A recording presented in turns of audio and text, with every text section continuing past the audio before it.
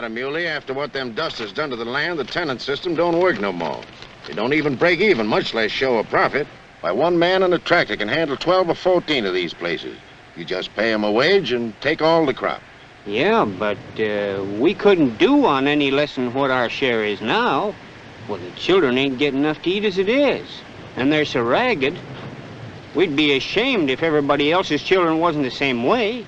I can't help that. All I know is I got my orders. They told me to tell you to get off, and that's what I'm telling you. You mean get off my own land? Now, don't go to blaming me. It ain't my fault.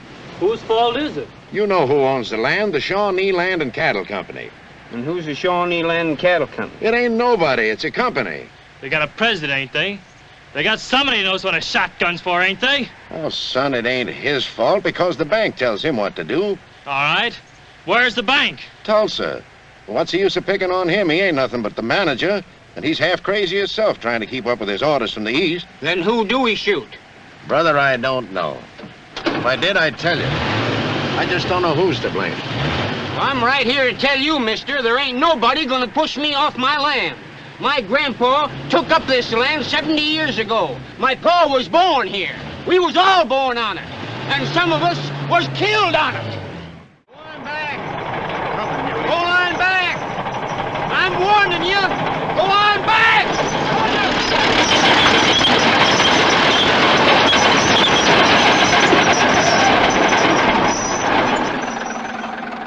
You come any closer and I'm gonna blow you right out of that cat. I told you. Well, you're Joe Davis's boy. I don't like for nobody to draw a bead on me.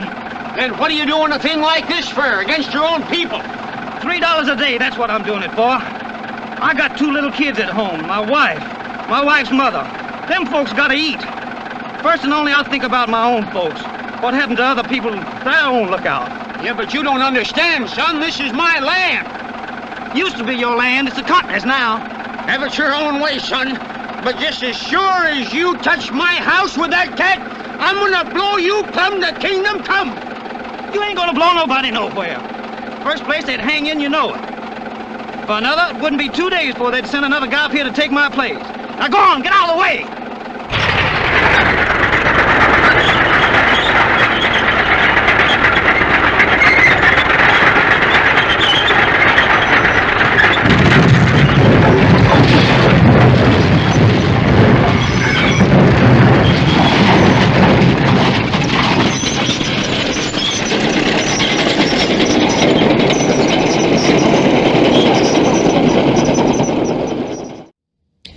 A rental property just left in ruins, and one landlord says he could only stand by and watch all of that happen. He says it's all thanks to the eviction moratorium that postpones evictions for those who can't pay their rent.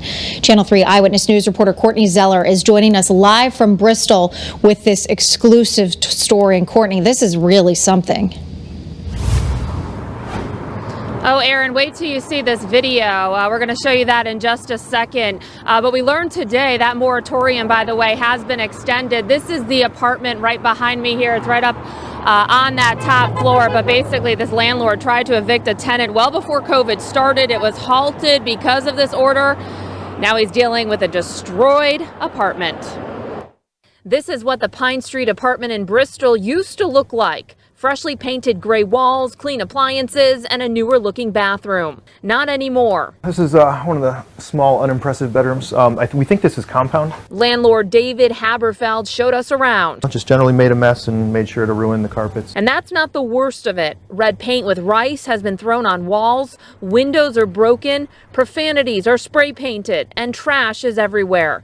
Haberfeld, who owns 36 properties, says he has never seen this kind of damage. I've had some vandalism before, but this is the worst one. This is the new high score. He says he's been trying to evict his tenant before the pandemic began. And we filed an eviction about 2 months before the virus came, and the eviction process takes around 90 days around here. And so when the virus came, we had to stop. and we could no longer evict. That's because the federal eviction moratorium was issued by the Centers for Disease Control and Prevention when the COVID-19 pandemic started. The order postpones evictions for those who cannot pay their rent. While it ends tomorrow, Governor Ned Lamont's office says it will remain in effect for Connecticut for the duration of the public health and civil preparedness emergency. Haberfeld believes if this eviction went through in the first place, he wouldn't be in this mess he now has to clean up. This eviction is going to cost me between $22,000 and $24,000 by the time it's done, including this damage. He says the tenant lived for free for 14 months, and the order has only made it worse for landlords and others who paid their rent on time. Who's going to pick up the tab? Tenants will. Tenants will end up picking up the tab. I pay it. I have to raise rents to cover the 8 or 9 tenants who aren't paying that I have, and this kind of damage. Today, a federal judge tossed out the national moratorium on evictions put into place by the CDC. So what does that mean for people in St. Louis? Well, as our Casey Nolan found out, it can be complicated. Casey. Yeah, Mike and Ann, the judge's order applies to that CDC nationwide halt of evictions, but St. Louis City and County have their own eviction moratoriums, and how those may be affected isn't exactly clear. What is clear, a lot of people are just barely holding on to where they live. My husband came home from lunch to find a sheriff at the door saying we have 5 days to get out. Recently, as the St. Louis County Council debated a moratorium on evictions, Terry Liddell and her husband Charles called in to plead for help. I am 60 years old. She told the council both are employed, but the pandemic has them on the verge of homelessness. We don't want to be homeless. We're not shiftless, lazy people. Everywhere we try, no, no, no, no, no. Wednesday, an order from the Centers for Disease Control meant to help people at risk of losing their homes because of COVID was tossed out by a federal judge who said the CDC doesn't have the authority to stop evictions, potentially affecting thousands in the St. Louis region. Where are they going to go, Casey? Chris Krameyer is with Beyond Housing, a St. Louis County organization that's given out more than $1 million in housing and utility assistance in just the last year. Don't even talk about, spreading COVID and having people doubled and tripled up and being in these awful situations and the trauma that does for kids. Like, where are they going to go? Now, the flip is, and we understand this because we're a landlord as well as a community development organization.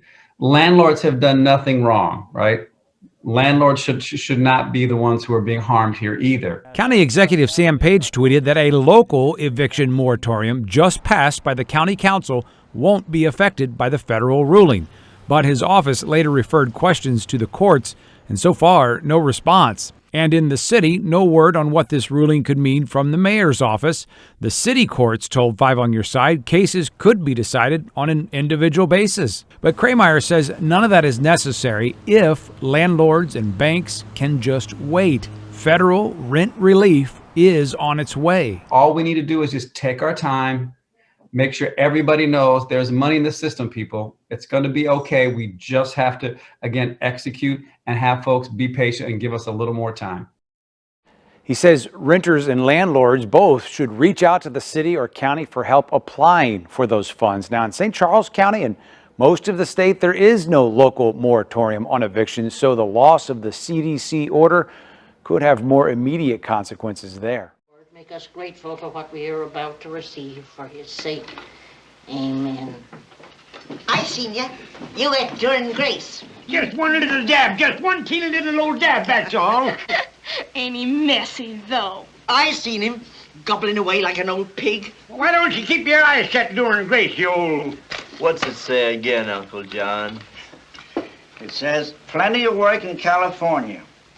800 pickers wanted.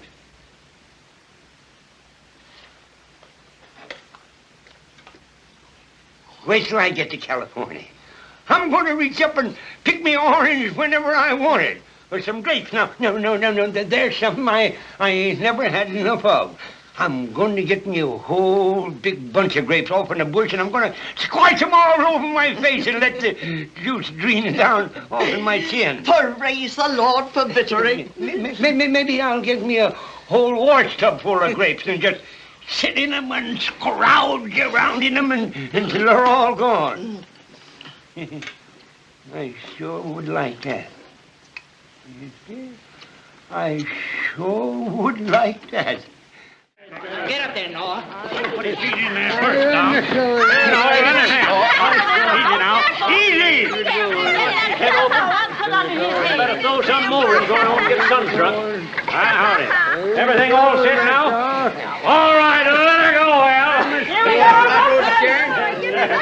Get aboard, Ma. Well, goodbye and good luck. Hold her, Al. Ain't you going with us? I'd like to. There's something going on out there in the West, and I'd like to try and learn what it is. If you feel you got the room. Plenty of room. Get on. Come on, Dave. There we go, Al. Over here. California, here we go.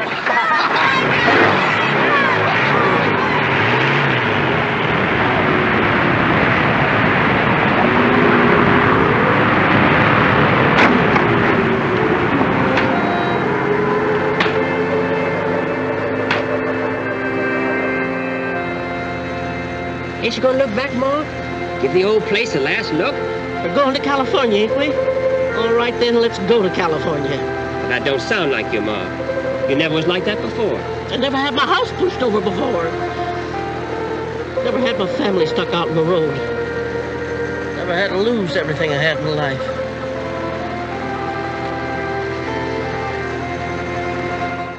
Late Friday, we got news that we would indeed see the $1.9 trillion stimulus bill likely pass. Senate passing version goes now to the House and likely then to the desk of President Joe Biden. Rick Newman joins us now to talk about what the end of this saga, the likely end, I should say, Rick, of this saga means for consumers. First of all, I think everyone wants to know when they're going to get their checks and also just sort of where economists see it going from here. We talked for months and months and months about would it be 1.2 trillion, 1.4, 900 billion, and ultimately we got the full Monty. Yeah, and it's no surprise that Congress has passed this bill. I think it is a surprise that the Senate left it as large as $1.9 trillion. There was an expectation that maybe it would get down to like 1.5 trillion or 1.6, but the Senate left almost everything in there. They trimmed the unemployment number from $400 a week to $300. But those checks are going to start popping up in people's bank accounts deposited electronically pretty soon after Congress passes this bill. The House is probably going to approve it tomorrow. So those checks are going to start appearing pretty soon. And this is a significant amount of money. So it's $1,400 per person for a family of four. That means you're going to get $5,600, $5,600 in your bank account. That ain't nothing. Definitely is not nothing. And I want to talk specifically, especially again, as it's International Women's Day, about that child tax credit, which if you are a single mother, for example, who's really been hit by this pandemic, and we know women have disproportionately to men, this could be something that could be particularly helpful. It's also something that reportedly the Dems are going to try to extend beyond just this year. Yeah, this is a big deal, even though it's kind of come in under the radar. So this is an existing tax credit, but this bill will expand it and change it. So it used to be a $2,000 tax credit that you would claim as an offset against your taxes when you filed your tax return the following year. So it would be kind of a delayed benefit and only if you paid taxes. Congress is changing that. They're raising it from $2,000 per child to $3,000. For kids over 6 and over, and then $3,600 for kids under 6.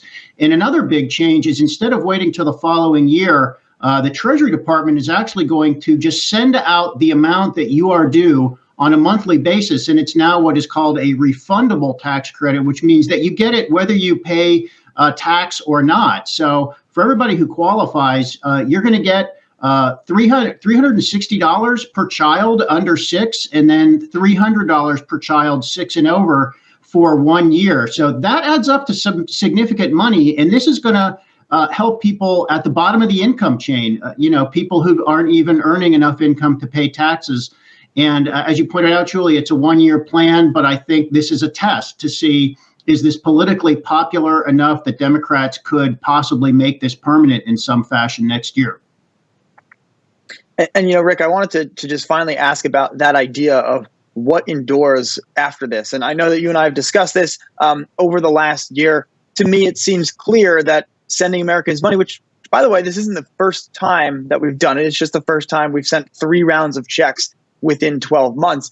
It seems like it's not really something politicians can start to talk down in future downturns, right? 2/3 of people approvingly say of sending out checks. How are you thinking about the implications of what the next round of fiscal stimulus looks like based on what got through and how popular various provisions of these bills were? You're right that we've sent out checks before, but never on this scale. So in this year alone, and there was checks that went out last year, in this year alone, many families are going to get more than $10,000, Miles, of basically free money from the government. And that is targeted at the bottom of the K-shaped recovery we've been talking about, the lower leg, the people who are not really recovering so much. So I don't think we're gonna have sustained $1,400 checks going out every year. But at the lower end, I think that tax credit is something, that child tax credit is something that probably makes pretty good economic sense. And I think Democrats might see if they can make that permanent. Of course, this is going to depend largely on who controls Congress after 2022. So Congress might be able to, the Democrat-controlled Congress next year might be able to make that permanent. If Republicans can take control of Congress, you can see them reversing that because that's what happens with tax policy. But we're definitely experimenting with some things that are close to becoming universal basic income, not the $1,000 or $1,200 we heard from Andrew Yang earlier per person per month, but smaller amounts that might be more politically plausible.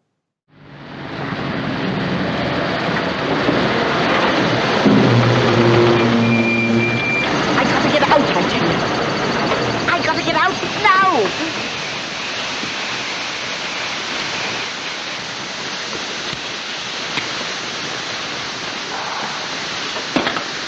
You folks aim to buy anything?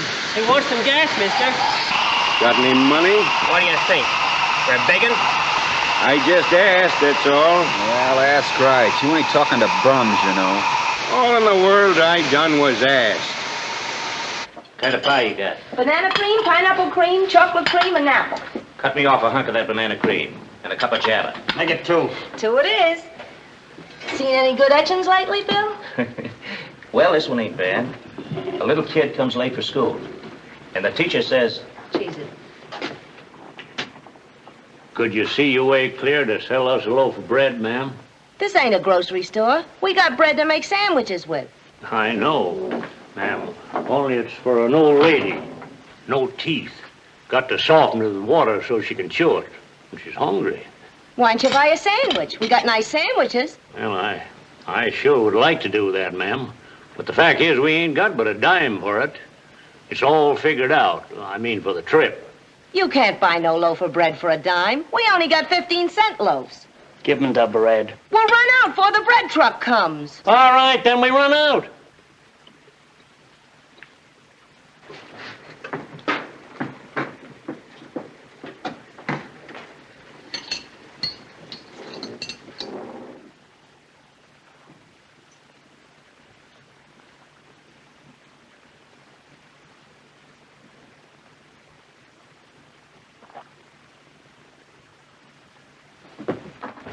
This here's a 15-cent loaf. Well, could you see your way to cutting off 10 cents worth? Give him the loaf. No, sir. We want to buy 10 cents worth, that's all. Go on, it's yesterday's bread. Go ahead. Bert says to take it. Well, it may sound funny being so tight, but we got 1,000 miles to go, and we don't know if we'll make it.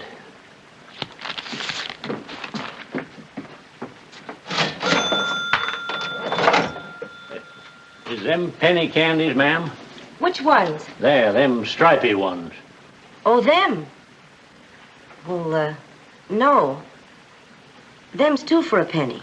Give us 2 then, ma'am.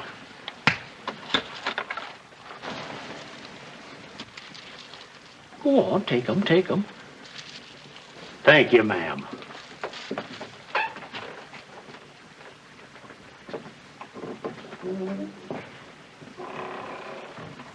Them ain't 2 for a cent candy.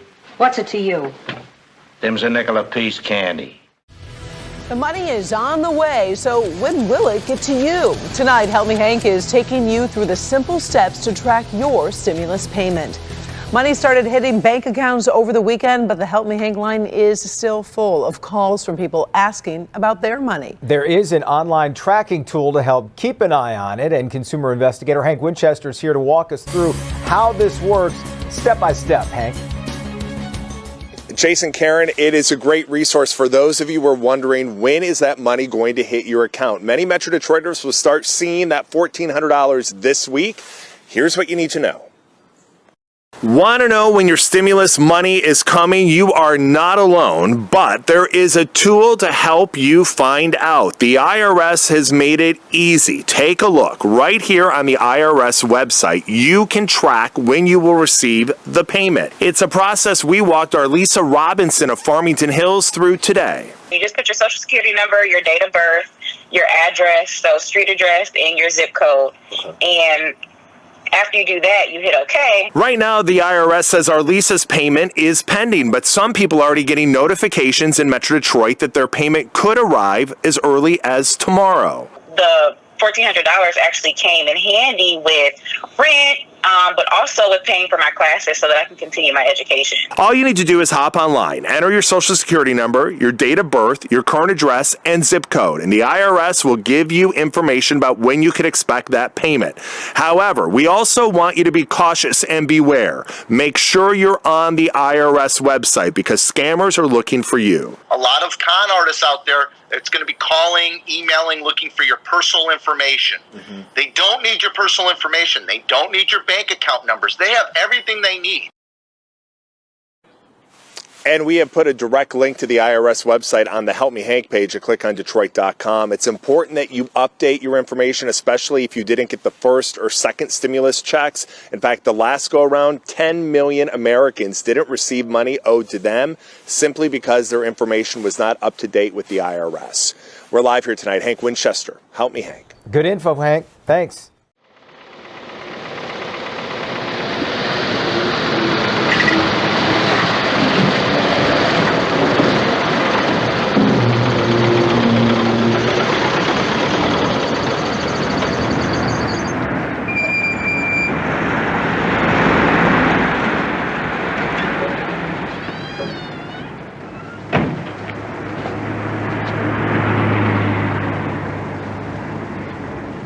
Well, there she is, folks.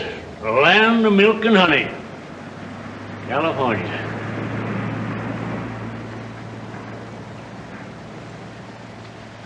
Well, if that's what we came out here for. Well, Connie, maybe it's nice on the other side. Them little picture postcards, they was real pretty. There, Grandma. There's California.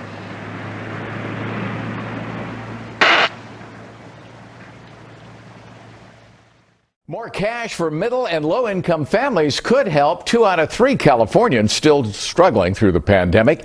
Tonight, NBC4's Darsha Phillips has more on Governor Gavin Newsom's plan and the state's $100 billion budget surplus. 2 out of every 3 Californians could get direct relief of at least $600 under the governor's proposed stimulus plan. I think it's outstanding. And for many, right now, any amount will help. When the government give it the stimulus, is good for everybody. No matter what we're doing, we're working or whatever we got going on, it's still gonna help a lot. The governor's proposal would give $600 checks to all Californians earning $75,000 a year or less. An extra $500 would go to families with children. $5.2 billion will help pay off overdue rent, and $2 billion would pay off overdue utility bills. People making under $75,000 do need this $600, and I suspect it will go quite quickly. NBC4 political contributor Dr. Ange-Marie Hancock Alfaro says the budget surplus that will fund the proposed relief checks was a stroke of luck. Because California relies a lot on things like capital gains taxes, that means that this surplus actually was an amazing stroke of luck 1 year after the pandemic. But the governor's choice to use it in this way, a bit more calculated. Immediate relief to millions and millions of taxpayers, millions and millions of Californians. Facing a recall election, the governor's proposed stimulus checks could land in the mail not long before ballots due in the fall. In Pico Rivera, I'm Darsha Phillips, NBC4 News.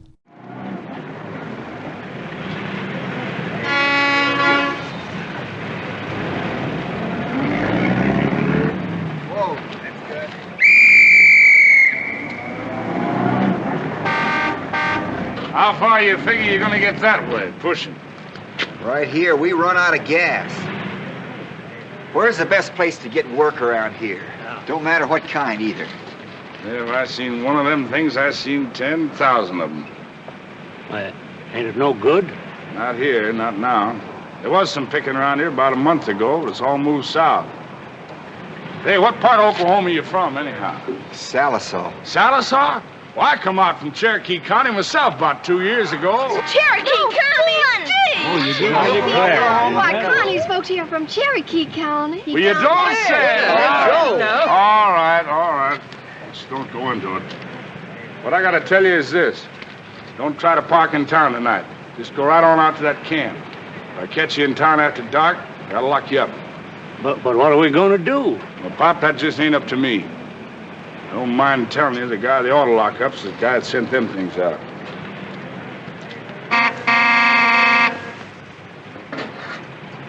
How many, folks? One.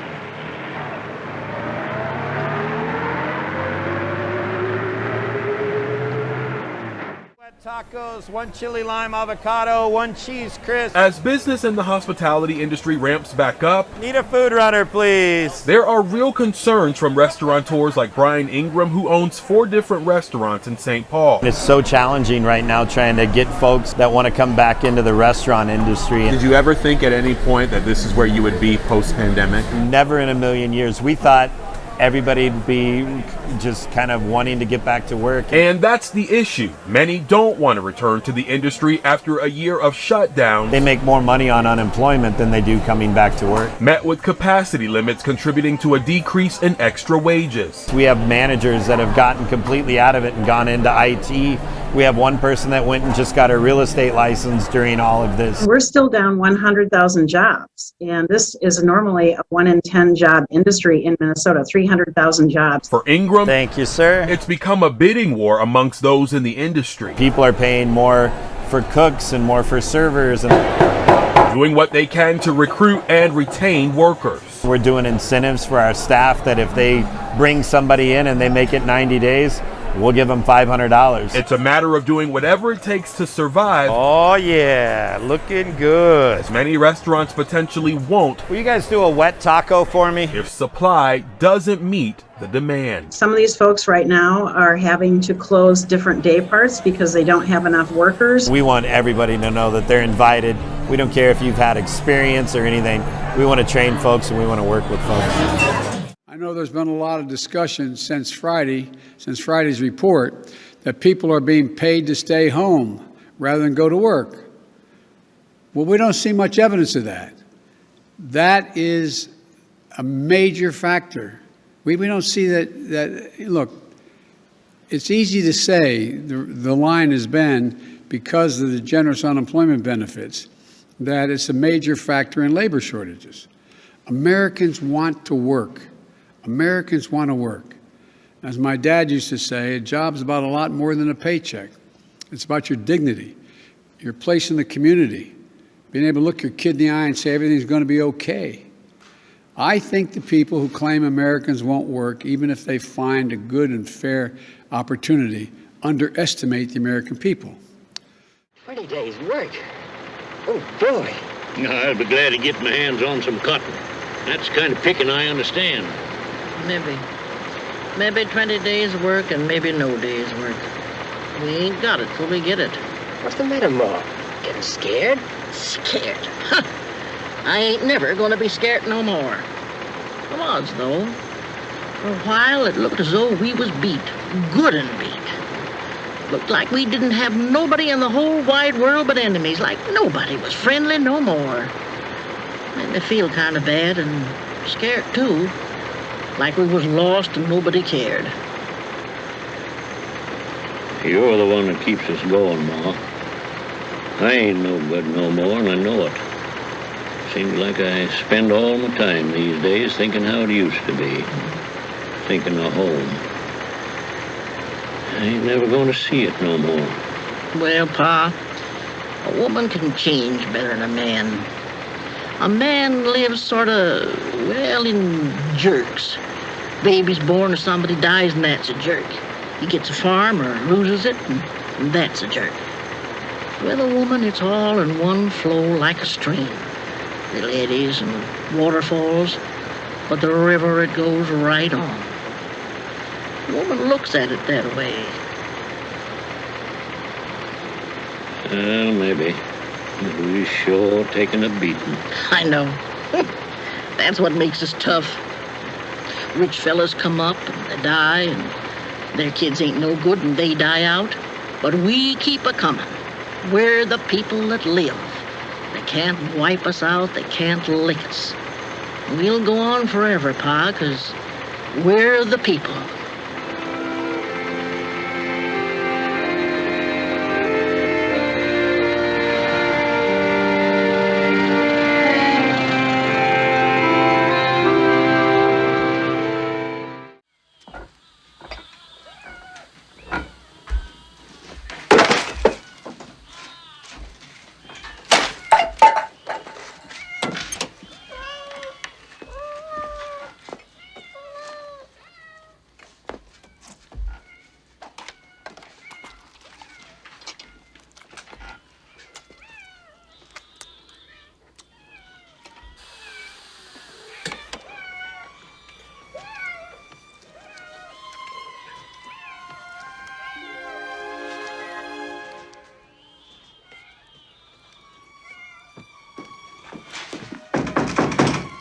Mrs. Ellen Sharp, it's me, your landlord.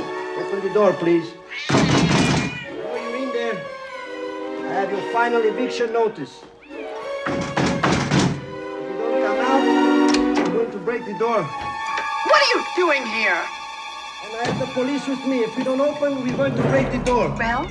Okay? Speak! I'm going to charge you for it, too. NYPD, lady, let's go. Lady, you heard them throw open.